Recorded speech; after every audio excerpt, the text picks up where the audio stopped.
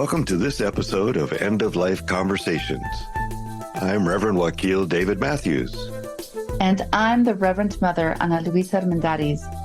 In this podcast, we share people's experiences with death and dying, grief and loss, and the end of life.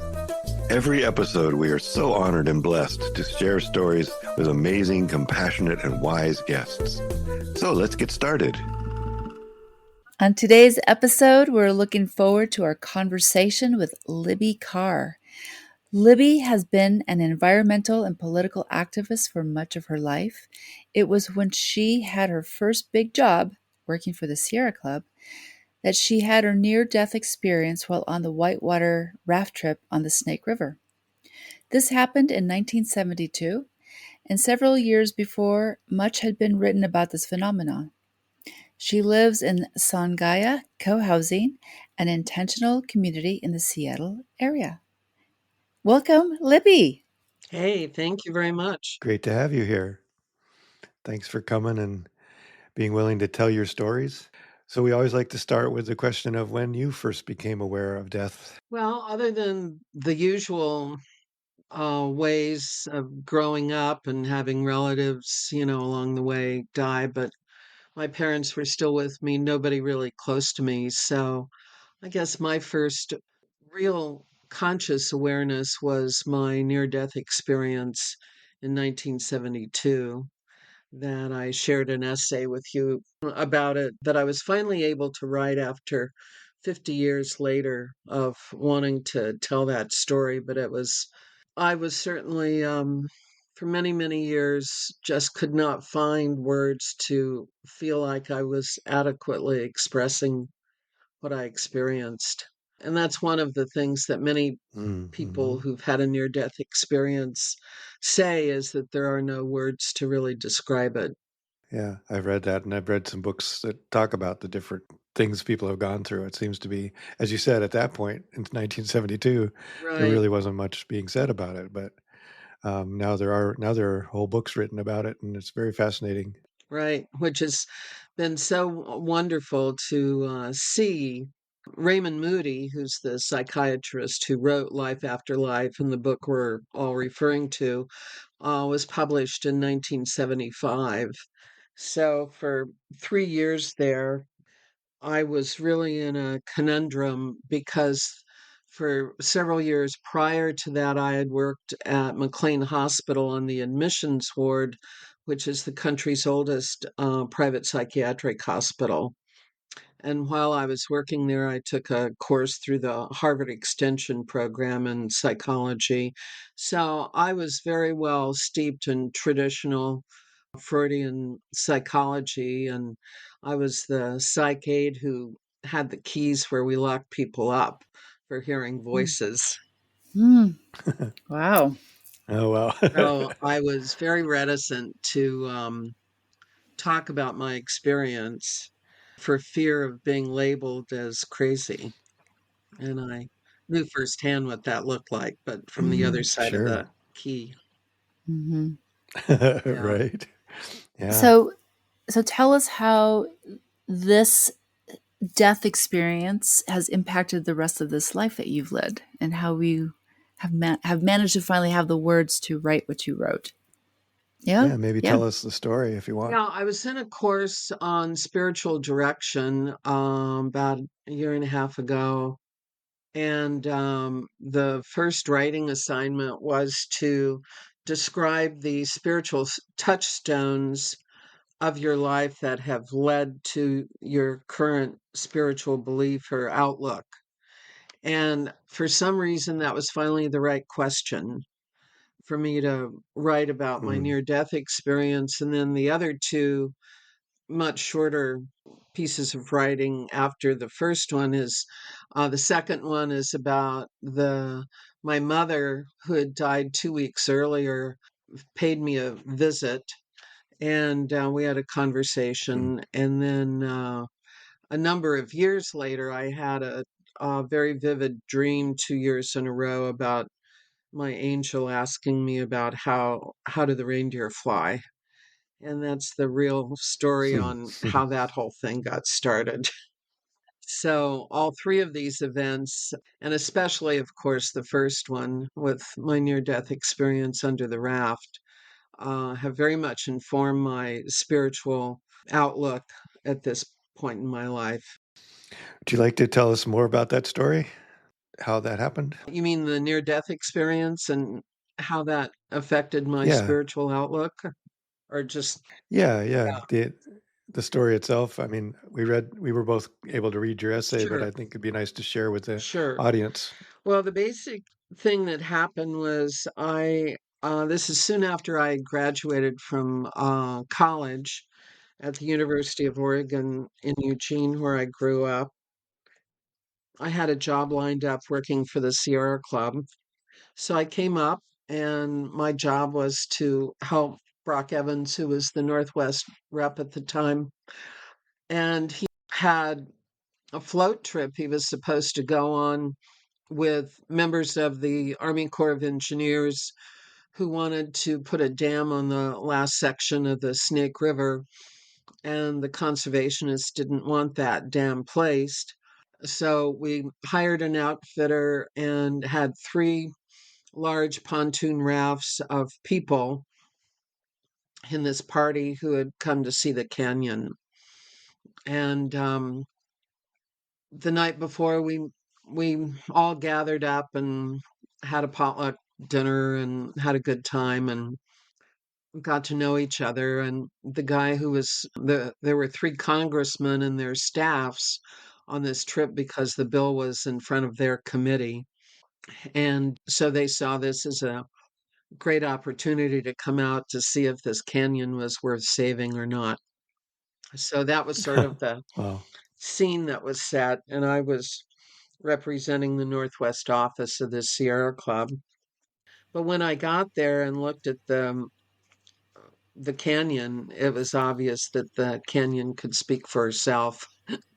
It didn't need to, and just to relax and have a good time and not worry about lobbying anybody. So and the head who was the guy who was head of the delegation was this man in his I'd say mid 80s who is still recovering from oral surgery, and James Key from West Virginia, who is known as the king of strip mining. So he was politically pretty opposite from the position that I was in, of course. Uh, and we started out the next day, and there were probably 50 of us, and we were divided into the three rafts. And I decided to sit in the bow of the boat where I could get the best view. And these were huge pontoon rafts that were like 25 feet long and had a large rubber ring around it that was about 3 feet in diameter. And these had been turned into very large floating rafts that the guides used these long oars to go through the rapids to navigate the river. And we were embarking upon the whitewater and got in the middle of it, and our oarsman lost control, I guess, and the bow of the boat just fell into this enormous Oh. hole of water, just Hmm. this big, and with the nose down first, which is where I was sitting. And all of a sudden, I was upside, the raft was on top of me, and we all had on these enormous life jackets with the old iron hooks that I couldn't get out of my life jacket. And and all of a sudden I realized I'm out of cut out of I'm pinned underneath this raft, and I tried pushing against the buoyancy of my vest to get away from the raft, but that wasn't possible. And try and try and try, and finally I'm running out of air and energy to continue. And I remembered saying to myself, well, Libby, I guess this is it. Sort of saying goodbye to myself because I knew I was spent. There was nothing left to work with, and there was no one around to help me. And I just started drowning and taking water into my lungs and started losing consciousness. And then what I was aware of was all of a sudden I don't think I really heard a voice like an auto, but a question was clearly planted in my consciousness, which was, Libby, are you ready? It Mm-hmm. was Mm. that was the question. And with that question, I was like infused with all this knowledge all at once that if I chose to accept this invitation, I would be just fine. In Mm-hmm. fact, I would be better off Mm. than I was here on this Mm. planet. And I started thinking, I had never had this information before, and I start thinking, wow, what an invitation, and it's going to be really incredible. I mean, I just was given all this knowledge that I would be just fine, that there Mm-hmm. was nothing to fear, Mm. and I would be a-okay. And it's kind of like Mm. I started thinking and looking between, well, should I go or should I stay? And I said, I am younger than I expected. I thought I would live to be older than 24, but maybe not. And I start weighing the choice, and all of a sudden, another question is put in front of me, which is, Libby, what's your answer? We don't have all day here. So I was Wow. prodded very clearly to answer the question. And I remember feeling like, well, okay, I guess I could go. It looks pretty good over there. And I started to say yes. And all of a sudden the answer came out, no, I can't go. I haven't finished. Mm-hmm. Mm. And when I gave that answer, it was as if God or whatever that energy is infused into my body on a molecular level the energy and also the will to try again, to push against the raft and to get out. So I tried again and I got out. Wow. Mm. I got out and Mm. away from the raft. And I think by that time we had gotten through the boiling, roiling water and we're down into slack water. So I didn't have, it wasn't, it was more possible. But I had used, the will wasn't there, but all of a sudden I got both energy and the will to try again, and I popped out from underneath. Mm. So Wow. that's what happened. And then I just relaxed and floated over to the side and was coughing and sputtering, and all of a sudden there was all these young Army Corps of Engineer guys who had gone out to look for my body because they had gathered downriver and counted noses and reassembled and realized I was missing. So Mm. they took me back to the where the others were gathered, and the old guy from West Virginia literally jumped for joy. And I Mm. remember Yeah. being so taken by, oh, that's what jumping for joy looks like. Because nobody had ever been that Wow. glad to see me. And what I realized was that I reminded him of his granddaughter, and he also reminded me of my grandfather. Mm-hmm. So this transference thing Mm. was going on, and so we just sat and enjoyed each other's company, and we were all very happy to be alive after that. And Wow. then they Mm. went back to Washington, Wow. D.C., and passed the canyon into wilderness. signed the bill and passed it into wilderness. Yeah. Wonderful. Wow. Yeah, the Snake River is still on the list of places they want to remove dams from to get Right. even more So wild again. But this was that a was dam like they one of the didn't first have to steps, remove because it never got Hmm. built. right? Because it That's never. beautiful. Hallelujah.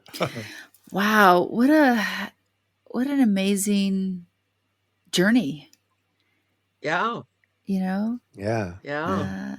And I'm curious, like when you came to meet with the rest of the folks, did you have that in your mind? Like, I about died just now, or did anybody say that to you? Oh, I knew that I had just about bought the farm by drowning. Oh, yeah. I knew that. But Hmm. I couldn't articulate or talk about this, well, really for several weeks. And then I saw my parents. I think I'd gone to visit them in Eugene. I saw my parents and I told them about it. And they both believed me. I knew that they believed me, but they both said to me, if I were you, I wouldn't talk about this very much. It Hmm. sounds preposterous. Mm, But interesting. I knew they believed me, but I couldn't talk about it. I shouldn't talk about it. So, which is all part of, and plus my background of having worked in the psych hospital. So, every day for Hmm. about a whole year, I'd go for a walk in the morning and I'd have this debate with myself of, well, you just had a little tiny temporary psychotic break. Oh, After all, wow. you were in a hard space. You were between a rock and a hard place. And it's not unusual to have a little psychotic break when there's too much stress. And then I'd argue the other side and I said to myself every time when I finally was getting back home, I'd say, "Okay, just tell the truth. What happened?" Hmm. And every time it Hmm. came up that Hmm. I heard the voice of God, Hmm. Mm. I never Yeah. could talk myself into saying I had a psychotic break because I Hmm. didn't think I had. I had Hmm. something else. I had a conversation, an Mm. interchange with an energy that was beyond anything I had ever experienced. Hmm. But it was very Yeah. real. It Hmm. it it was the truth.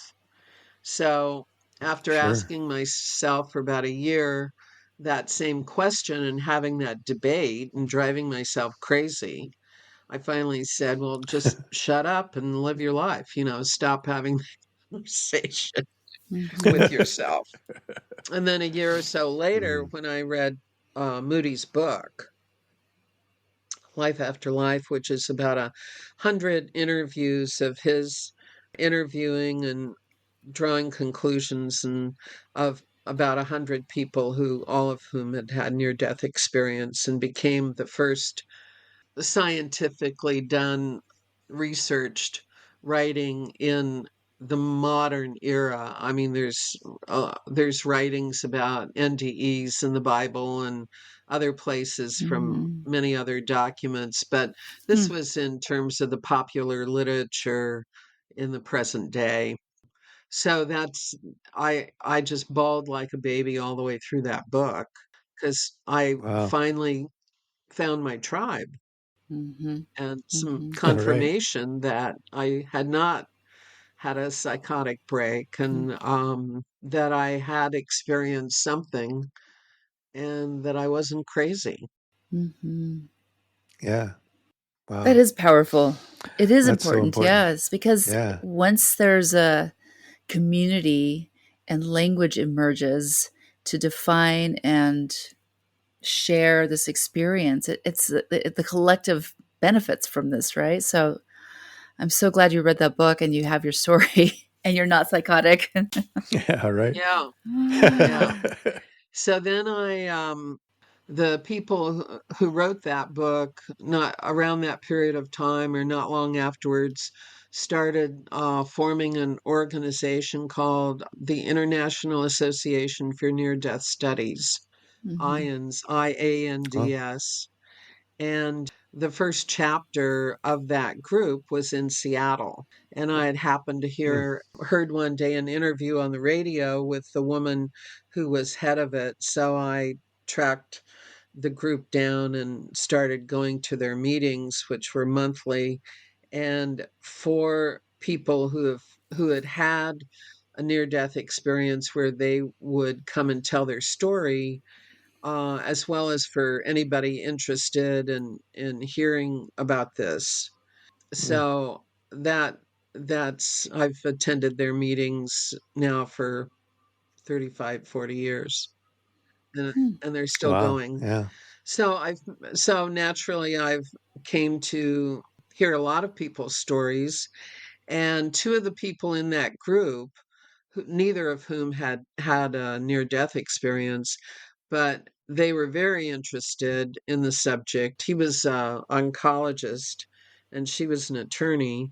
So they ended up starting a website called nderf.org, as NDERF is their website. And they started asking for people to write in and to write their stories. So they now have like 8,000 stories on their website Wow. in 12 plus languages from all over the world. Mm, mm, wonderful.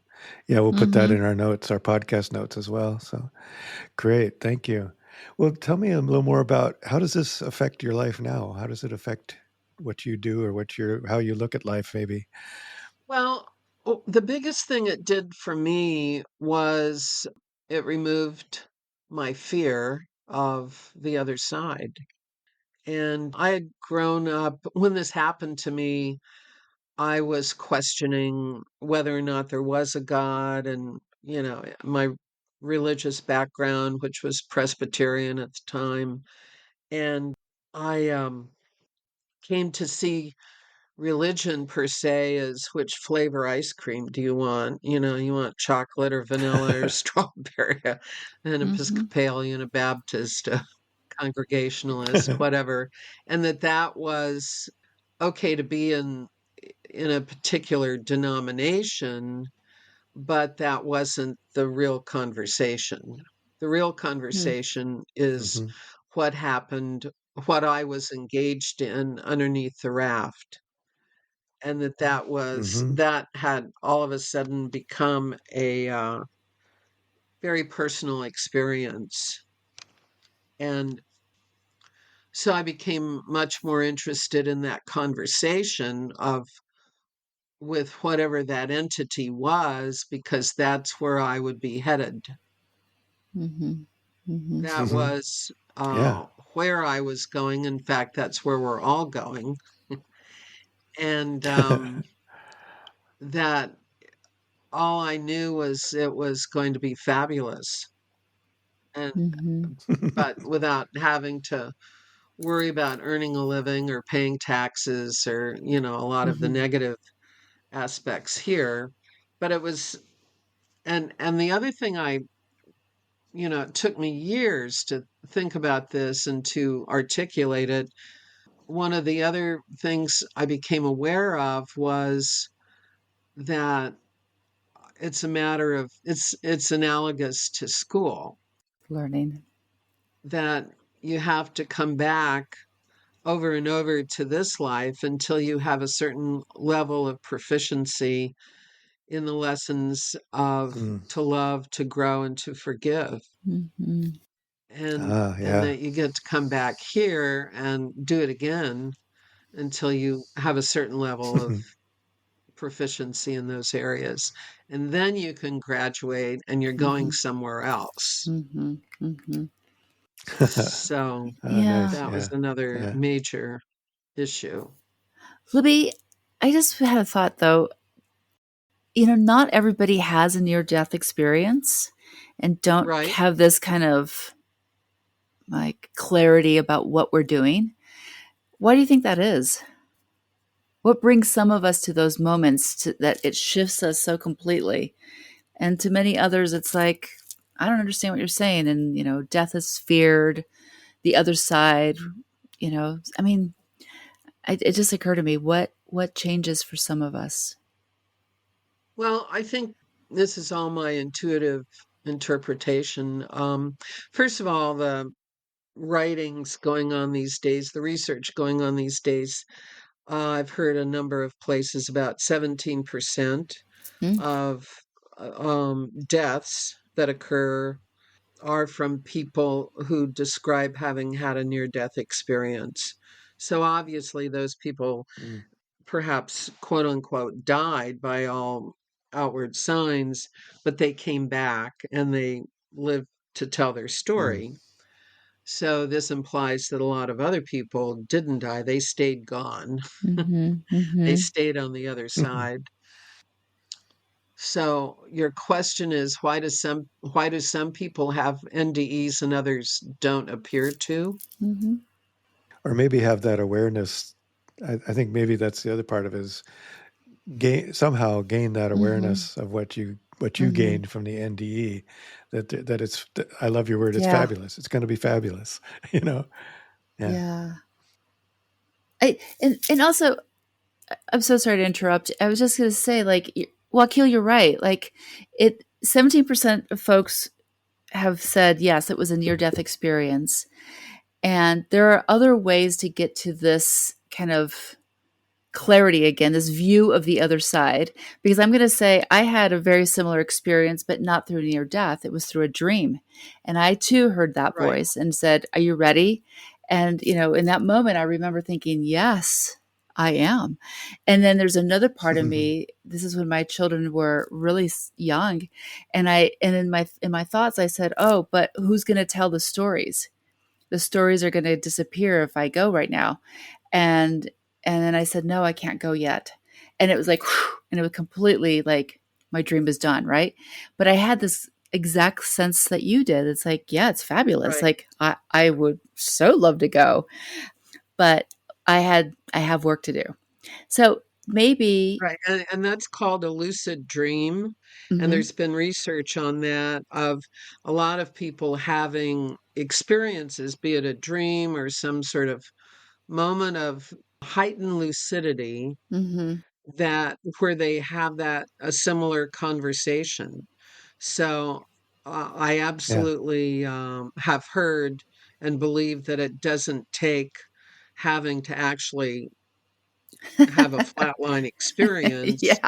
yeah, These experiences yeah, can happen in other situations. mhm, What I think was super Hmm. important is to pay attention to those experiences and not to write them off or not Yeah. to discount them, but to mhm, go over that experience again and again and again, which is what my whole life has been about is, mhm, thinking and analyzing and reliving and remembering that experience mhm, as you mhm, have done with that dream. mhm. I think the good message to our audience is what you're saying is that don't think it's a psychotic episode. If you have if you have an experience like that, really value it Yeah, Mhm, it's a and learn gift, from it, and learn from other people who have had these experiences right? and share them. Even if you haven't had it yourself, this is a way to understand. What is that mystery that we're heading towards? And mhm, as you said, Libby, mhm, we're all Right. going there, and it's going to be mhm, Right. fabulous. So the value of this, and for everybody, both people who've had this experience and those who have not but are want to learn about it, is that when you get closer to that day of exiting yourself, you are much better prepared. mhm, It's not Hmm. nearly as scary and terrifying and something to be fought and resisted. mhm. It's a Right. doorway that Yeah. you get to walk through It's a and to look forward to. Mm. Yeah, it's almost like you've been going past this door and just touching it and saying, "Oh, I'll go through it soon. That's not a problem." Right. I actually mentioned that to my kid just maybe like a week ago because I just recently started practicing letting go because there's a part of me that says, people constrict at the time of death. Not everybody, not all the time. But I was thinking if I were ever in a car accident, how frightening that would be, right? And rather than like constricting and ugh, like I don't like I have no idea. I've never had anything happen to me, but in my mind, as I'm walking some days, I'm like, if I hear that metal crushing, if I'm feeling constricted, just like open up and just let go, right? And my daughter's like, "You're crazy, lady. Like, what are you Mm. doing?" I was like, "But we don't know." And I'd rather practice letting go than showing up to that portal and not knowing what to do, right? Like, Yeah. Right. It's muscle Right. memory kind of worked in a way to just kind of run yeah. that by or think about it and go through it and work and Yeah. consider. Yeah, and you're right. As who knows if we'll be able to actually pull that off in the moment. It's kind of fun to think about, though. Yeah.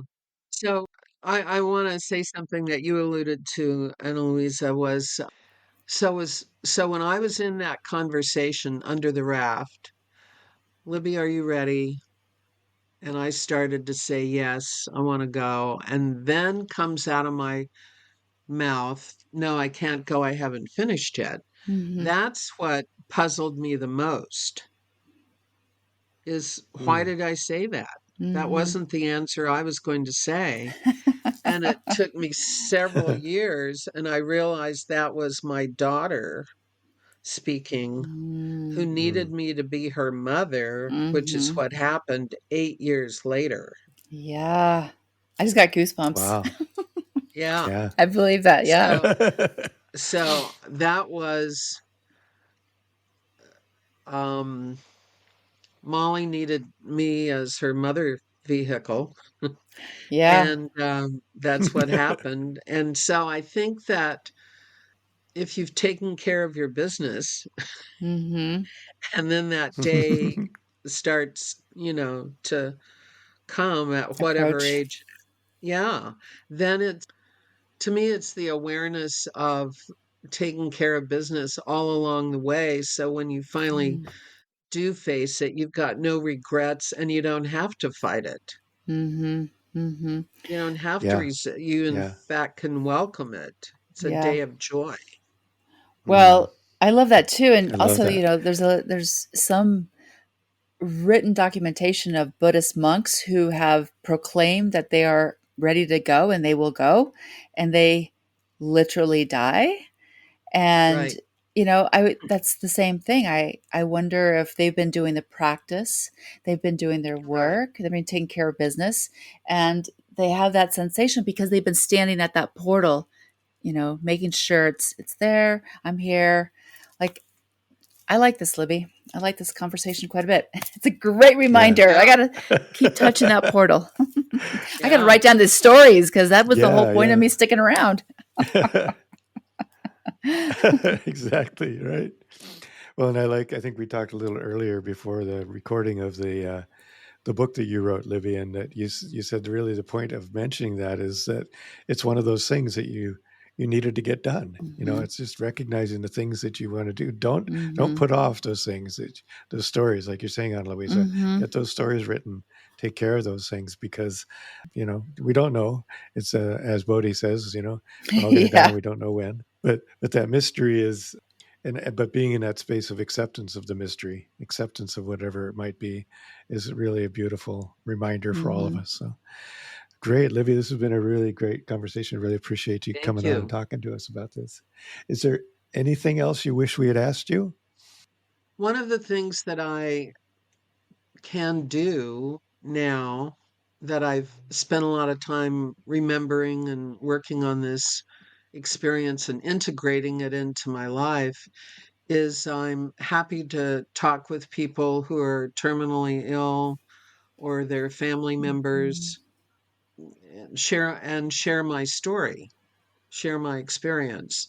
So like my mother died and and she died a few days after she had broken her leg and gotten a compound fracture that they couldn't set because she was recovering from lung cancer and chemo and radiation, and the doctors knew they couldn't put her under because she'd never come out of the anesthesia. So I asked her when I saw her in the hospital, and she had been a medical technologist for 35 years in Sacred Heart, the hospital she was in at that point in her life in Eugene. And I got down there and finally got rid of everybody visiting her and giving her a pep talk that somehow they were going to find a way to take care of this situation. And I made them all leave. And I said, "Mom, do you understand what's happened?" And she said, "Yes, I understand." And I said, "Well, then what do you want to do?" And nobody had asked her that question. Mm-hmm. What Right. do you Oh, Mm-hmm. wow, want? that's important. And she said, Yeah. I really think it'd be easiest and best for everyone if I just left. And I said, "Well, Mom, that's okay. Mm. Mm-hmm. Daddy will be fine. I'll be fine. That's okay Yeah. with me." And then she says, "Will you tell me again what happened to you underneath that raft?" Yeah. Wow. So I tell her, and Mm. I'd say 6, 8 hours later, she died. Mm. She left. Wow. And it was wonderful. It was beautiful. Wow. Mm-hmm. And that's what we often Yeah. do is we often want someone to not die because that's what we need. That's what we think we Mm-hmm. need. We don't ask them, Exactly. what do they need? What do they Mm-hmm. want? So, Yeah. Right. Such an important lesson. We've been talking a Yeah. lot about that particular lesson lately about, what are the words we're saying to Mm-hmm. people and the visiting we're doing or Mm-hmm. is it for right. us or is it for them? And have we even Mm-hmm. checked in to see what they want or need? Yes, Libby, Yeah. and that's such a great gift, and that's another one of my little pieces of my mission statement for being in this meat packet in this time and place is like the stories I tell are both vehicles or gifts or they're just to nurture another, soul on its journey, right? And that's what you did with your mom. You shared that Yeah. story. And that story was the medicine. That story was the portal. That story was the gift. And, there's more people who would really benefit from your story as they will be listening to it here. Yeah. Thank you so Well, much. Yeah. it Yeah. took me a long time to process this whole experience, and Mhm, part of that was what what are people going to think? mhm, Are they going to think I was Mm-hmm. crazy because I was hearing a voice mhm, and they don't believe me? And finally, when I was able to let go of that, I don't care whether or not it's not my business whether or not you believe me. mhm, Right. I was then Yeah. able to own my story as my experience that did not require anybody else to believe it. right. Yeah, That was not I that's love not that. my So business. important. Yeah. I right. and so I Yeah. share that essay when I feel that someone might be interested in hearing it for whatever reason. Mhm, And so that's how it Mm-hmm. comes up. Or and mhm, I'm very grateful I was able to let go of my ego as to whether or not someone's going to believe me or not. mhm. I don't give a shit. It's not Right. my business. Yeah. Right. And so, this is my one of my Yeah. favorite Hazrat Inayat Khan's pieces, right? Everybody to their own evolution. Like just because you're feeling this and knowing this doesn't mean that everybody will come along and say yes to this story. But it doesn't matter because you could share from the goodness of your soul and being and it lands where it lands and it does it where it doesn't and you just keep moving on and that's a gift for you. That's your work. Right, Yeah. right. Yeah. Yeah. Amen. Thank you. Very, very good. Well, I really appreciated this. We're kind of out of time, but I appreciate the conversation and looking forward to hearing people's responses. And we'll put podcast notes about all the different Mhm. things you mentioned. And you Poem. provided us with a lovely poem from Paul Carr, who is Right, your right. ex-husband, right? And a Is that great correct? poet. Yeah. It's called The Door. Yeah. So maybe do you want to take turns reading? Like I'll start and you can do the Yeah, next one sure. on Louisa. Libby, do you want to join in on the poem reading, or you just No, want I to? just want to listen. Okay. Thank you. Okay. All right. It's called The Door by Paul S. Carr III. The bone is brittle, slight and weak, its cover parched and thin. The lines a broken spider web of veins along her skin. She spends a final effort that her fingers find once more the one who she has ever loved. He stands beyond the door. She gathers strength, a wisp of air to make him hurry in, but nothing's left to carry sound, and no way to begin to tell him that all she has found so lately in her life, of how each day she loved him so, through sickness, toil, and strife. Her fingers claw upon the bed. Cannot he see her pain? He must come to her swiftly now before that ghostly train, whose wailing whistle she can hear, an empty minor chord, rolls into this dimension to take her soul on board. And yet he stands there waiting, no closer does he come, transfixed beyond her reaching hand, as if there must be some impenetrable barrier, some force that holds him back. Her breath is quickly fading now, her muscles going slack. Why will he not just come to me, she thinks with her last breath, and then her chest will rise no more, and she accepts her death. But where she thought to fade to black, there suddenly is light. The daybreak of her consciousness has banished mortal night. For he had been the one who left, had lain upon the bed, and died to live on in her mind, and in her heart and head. And now his hand is out to her, though he had gone before, for he has waited all these years to help her through the door. Wow. Yeah. Wow, beautiful.